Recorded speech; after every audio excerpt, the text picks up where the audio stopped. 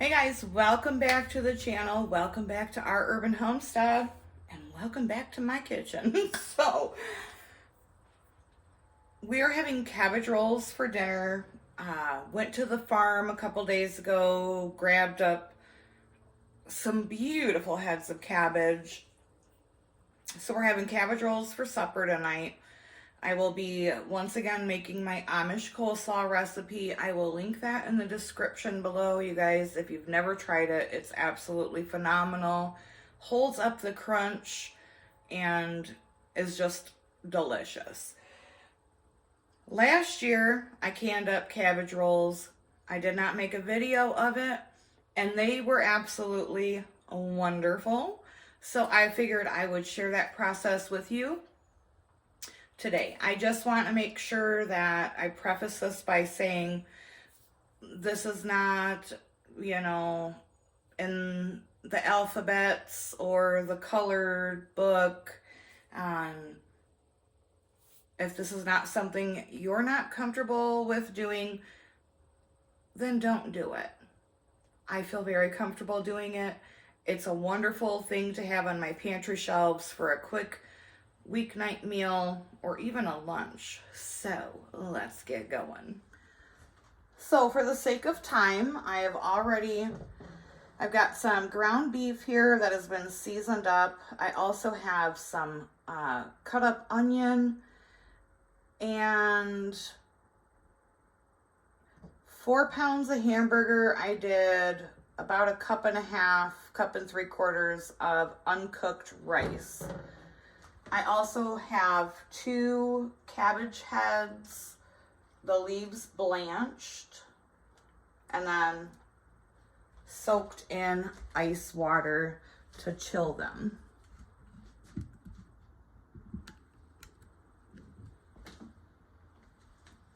I've got my jars ready.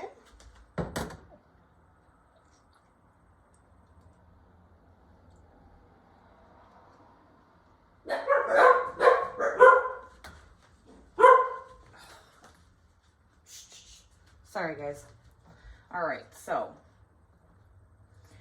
I'm gonna do this just like you would make regular cabbage rolls.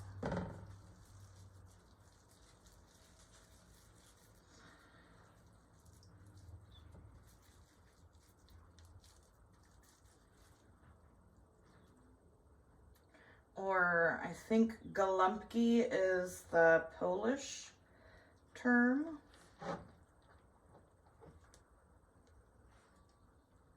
So just like that, and into the jar.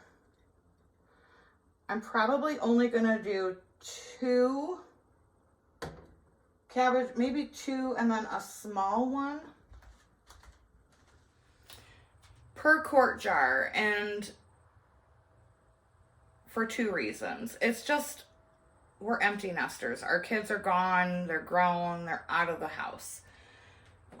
So we really don't need, I could just open 2 of these. That would be enough for a meal and for leftovers the next day for like lunch. Also, you don't want to overcrowd what you're putting in your jar. That way the heat can thoroughly get through it and you don't have to worry about any issues. You do you. I'm going to do me. Don't come at me in the comments talking about it's not safe. If you feel that way, then don't do it. It's okay. So I have 2 larger ones and then a smaller one on top, making sure that we are within that 1-inch head space.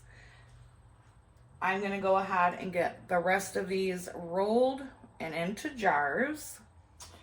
All right, so I got 6 wide mouth quarts. Each one has 3 cabbage rolls in them, and I had just like a little bit of cabbage left over, so I've got that in the bottom of this jar, and I've got some of my meat mixture, and I'm just gonna roll these into like meatballs.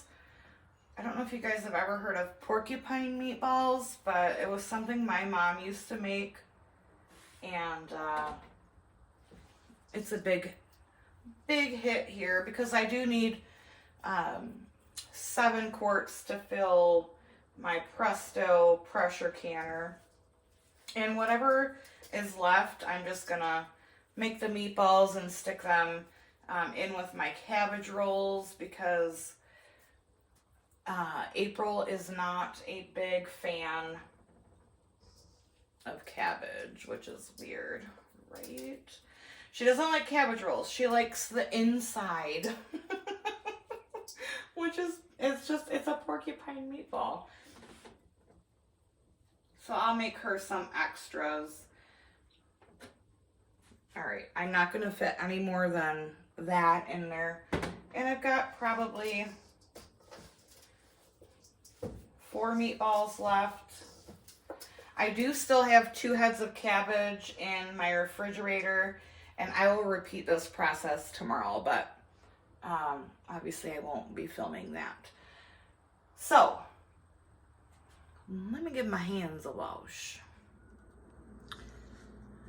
So since we are using cold cabbage and raw meat, this is going to be a cold pack method. I have my canner filled with the appropriate amount of water. It's cold water. I'm going to go ahead and, even though I seasoned the meat, I'm still going to add some seasoning to each jar. So I'm going to do 1 teaspoon of garlic powder,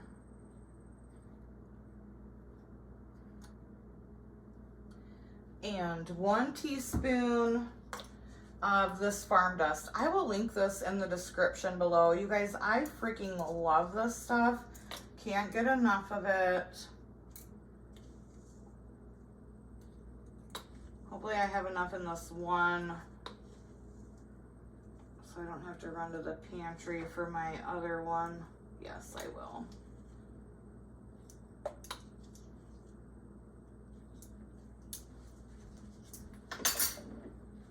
And then I'm just using some tomato juice that I canned up. This is from my homegrown tomatoes. You could also use tomato sauce, but tomato juice I feel is like a little better.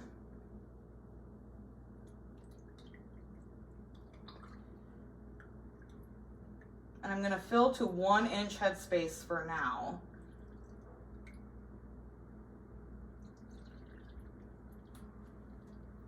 But obviously, as you can see, debubbling needs to happen.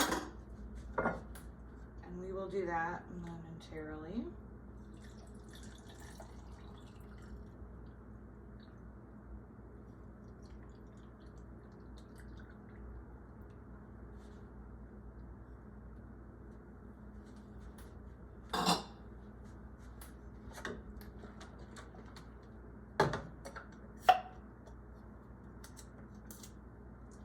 And these are 4 jars lids.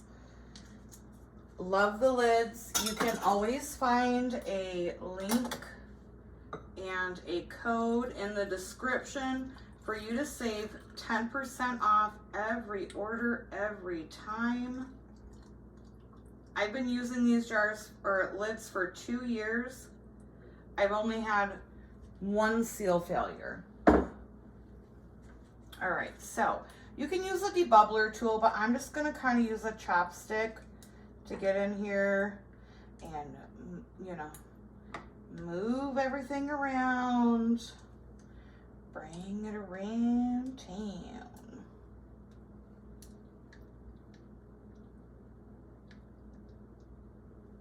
And all this is doing is trying to get as many air bubbles as I can out.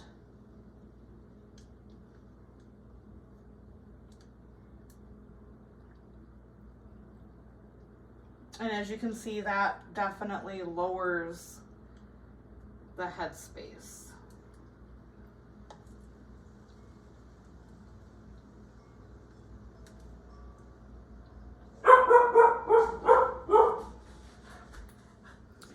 All right, so they are all debubbled.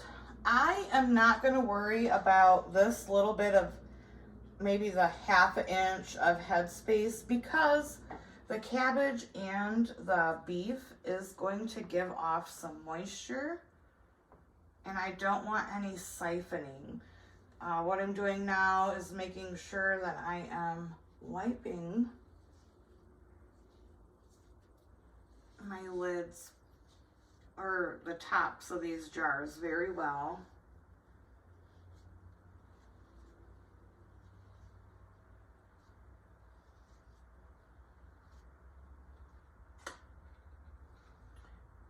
And now I'm gonna lid them, put the bands on, fingertip tight.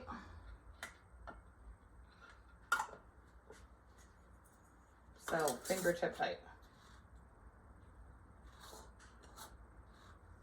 And into the canner these go. Okay, my canner is full. I'm just making sure that I can see through this vent hole, my lid, and all of the plugs are in good working order.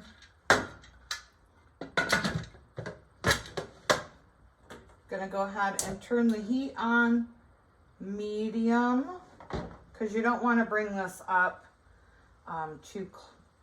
too fast.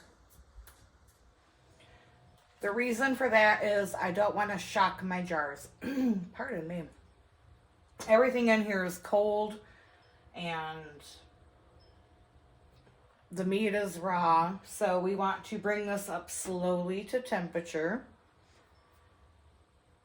Once this vent here starts spouting a good stream of steam, I'll show you what that looks like when it's time. And my little pressure gauge back here is popped up. I will put the weight on. Make sure you're doing it for your elevation. And once the weight is on, I'm going to set the timer for 90 minutes. But I'll be back and show you what it looks like for the venting and all of that. Okay, so I'm hoping that this steady steam shows up. I'm gonna set my timer for 10 minutes. Venting is a very important part of the canning process. Please do not skip this step. Yes, I'm a rebel canner, I'm a rebel baby, but I don't ever skip this step. It allows for all of that air to be pushed out of the canner and for your jars to get the vacuum that they need. All right, the 10 minutes is up. My little venti thingy back there has popped. I'm putting on my jiggler weight and I'm gonna bring this up to pressure per my elevation. Please do your own research on what elevation you are. All right, the jiggler's a jiggling. So I'm gonna turn it down to what I know to be my sweet spot on the stove, where we just got that nice, cool rockin' motion. And I'm gonna set my timer for 90 minutes. And I'll see you when they're done. If you were gonna do this in pints, it would be 75 minutes. All right, guys, here they are out of the jar. Oh, yes. Thank you so much for joining me today in my kitchen and on this rebel canning journey. I did this last year. 100% delicious, quick, easy meal that your family is gonna love.